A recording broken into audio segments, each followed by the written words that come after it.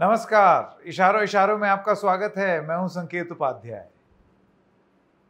आपको ये जो नतीजा आया है ये किस तरीके का लगता है, ये तो सब लोग अपना अपना इसमें विश्लेषण कर रहे हैं। एक अजीब सा नतीजा है जिसमें कोई भी चीज परिवर्तित भी नहीं हुई है, लेकिन बहुत कुछ पलट गया है। सब लोग अपनी अपनी जगहों पर भी हैं।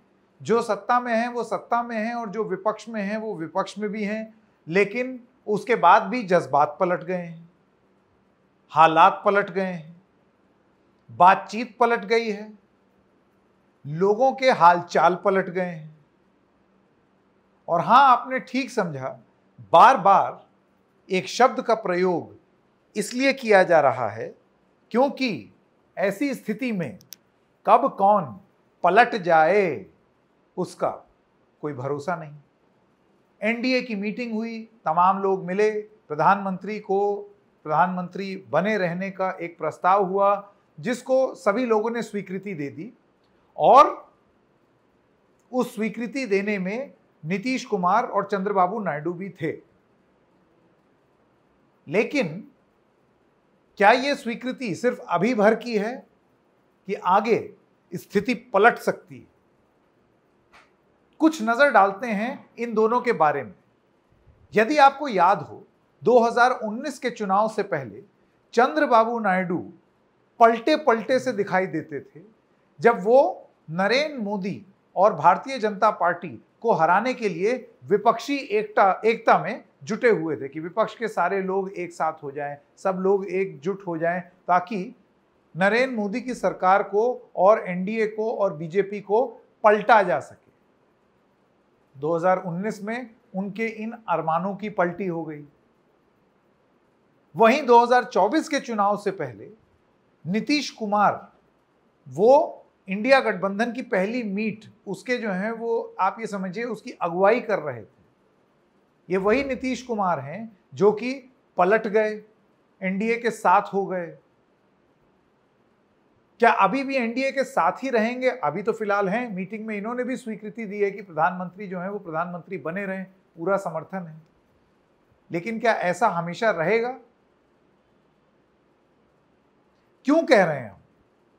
वो इसलिए कह रहे हैं क्योंकि चाहे नीतीश कुमार हो या चंद्रबाबू नायडू हो, दोनों को ही तमाम चीजों पर उनकी सहमति नहीं है नरेंद्र मोदी के साथ और भारतीय जनता पार्टी के साथ। उसमें जो एक प्रमुख चीज है वो है मुस्लिम आरक्षण। आप जानते हैं कि अगर चंद्रबाबू नायडू की बात करें तो वो तो बहुत क्लियरली अपनी पोजीशन सामने रख चुके हैं कि वो सरकार में आए तो 4% मुस्लिम आरक्षण वो देंगे। उन्होंने ये बात दोहराई भी, अखबारों में भी ये बात आई। नरेंद्र मोदी ने पूरी कैंपेनिंग में कांग्रेस पार्टी को पानी पी पी के कोसा कि ये तो मुस्लिम लीग का मैनिफेस्टो है, ये तो मुसलमानों को आरक्षण दे रहे हैं, जबकि रिलीजियस बेस पर आरक्षण हो ही नहीं सकता। वो मसला अलग कि नरेंद्र मोदी के खुद का एक पुराना इंटरव्यू आ गया जिसमें उन्होंने ये बोल दिया कि हमने बहुत सारी ऐसी मुस्लिम ओबीसीज हैं जिनको आरक्षण देने का काम किया। कौन कब अपने सोच में और बोलने के तरीके में पलट जाए, ये जो है ये गारंटी लगता है नहीं मिलती है। ये गारंटी किसी के पास नहीं है। चुनाव में मोदी की गारंटी हुई, ये हुई, सब कुछ हुआ, लेकिन आप अपने वादों से या बातों से ना पलट जाएं, इसकी कोई गारंटी नहीं है। पलटने की दास्तान में एक चैप्टर और है और वो है मांगे। अभी तक आधिकारिक रूप से टीडीपी और जेडीयू, जो दोनों एक बहुत ही इंपॉर्टेंट घटक दल हो जाते हैं, खासतौर से अब जब नरेंद्र मोदी अपने दम पर प्रधानमंत्री नहीं बन सकते, अब उनको नीतीश कुमार की और चंद्रबाबू नायडू की बैसाखी की जरूरत है, वरना वो सरकार गिर जाएगी, चलेगी नहीं। इन दोनों की तरफ से सूत्रों के हवाले से जो जानकारी आ रही है आपको वो बता दें।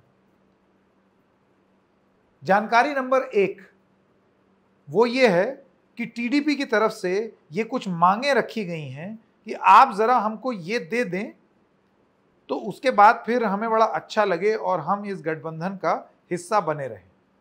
जिसमें सूत्रों के हवाले से लोकसभा स्पीकर का पद, रोड ट्रांसपोर्ट मंत्रालय, रूरल डेवलपमेंट मंत्रालय, स्वास्थ्य मंत्रालय, हाउसिंग एंड अर्बन अफेयर्स मंत्रालय, कृषि मंत्रालय, जल शक्ति मंत्रालय, आईटी एंड कम्युनिकेशंस मंत्रालय, एजुकेशन मंत्रालय और एमओएस फाइनेंस यानी कि वित्त राज्य मंत्री।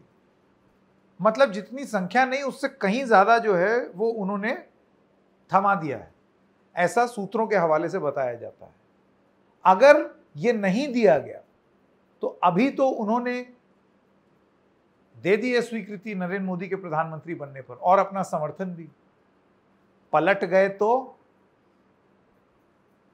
आइए अब बात कर लेते हैं नीतीश कुमार की। उनका तो खैर पलटने से एक पुराना नाता है, लेकिन नीतीश कुमार जब दिल्ली आ रहे थे तो जिस फ्लाइट में आ रहे थे उसमें आगे नीतीश और पीछे तेजस्वी यादव, दोनों ही उसी फ्लाइट को पकड़ करके दिल्ली आए, एक इंडिया गठबंधन की मीटिंग में और दूजा एनडीए की मीटिंग में।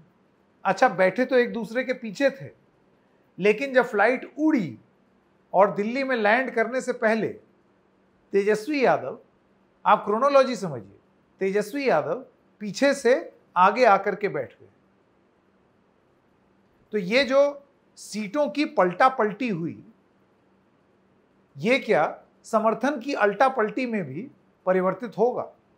नीतीश कुमार की मांगे सूत्रों के हवाले से, पहला, बिहार को एक स्पेशल पैकेज देने की जो मांग है, जो उनकी पुरानी रहती है, जो कि वक्त वक्त पे वो मांग रख देते हैं और उसके बाद जब वो पलट जाते हैं तो वो मांग कहीं भूल जाते हैं। ऐसा लगता है वो मांग जो है वो दोबारा से सामने रखी गई। और दूसरी मांग जेडीयू के जो सूत्र हैं उनके हवाले से जो मिली है वो ये है कि कास्ट सेंसस यानी कि जाति जनगणना वो पूरे देश भर में हो। आप जानते हैं इन दोनों ही चीजों पर नरेंद्र मोदी ने कोई हामी नहीं भरी है, लेकिन अब जरूरत है। तो क्या नरेंद्र मोदी ये मांगे पूरी करेंगे? और ना करी हैं तो क्या नीतीश कुमार पलटी हैं? बहुत जल्दी से बहुत सारी चीजें पता लगेंगी। 22 साल के अपने एडमिनिस्ट्रेटिव अनुभव में पहली बार नरेंद्र मोदी प्रधानमंत्री एक ऐसी स्थिति झेलेंगे जिसमें उनको गठबंधन के धर्म का पालन करना पड़ेगा, जिसका मतलब होता है गिव एंड टेक, कि आपको और ज्यादा अगले की सुननी पड़ेगी, आपको अपनी मांगों से नीचे उतरना पड़ेगा। ये तो किया ही नहीं है अब तक नरेंद्र मोदी ने, क्योंकि अब तक तो सिंपल मेजॉरिटी आई है उनके राज में भारतीय जनता पार्टी पर। क्योंकि अभी स्थिति पलट गई है तो ऐसे में 22 साल बाद गठबंधन धर्म का पालन किस तरीके से करेंगे नरेंद्र मोदी, या फिर जैसे कि बहुत सारे विश्लेषकों का ये मानना है, मैं तो नहीं मानता कि ऐसा होगा, लेकिन खास तौर से अभी आगे क्या हो जाए वो क्या जाने कोई, लेकिन क्या एक ऐसी स्थिति होगी कि नरेंद्र मोदी भी ये सोचेंगे कि बजाय इसके कि किसी की बैसाखी पर अपनी सरकार चलाओ,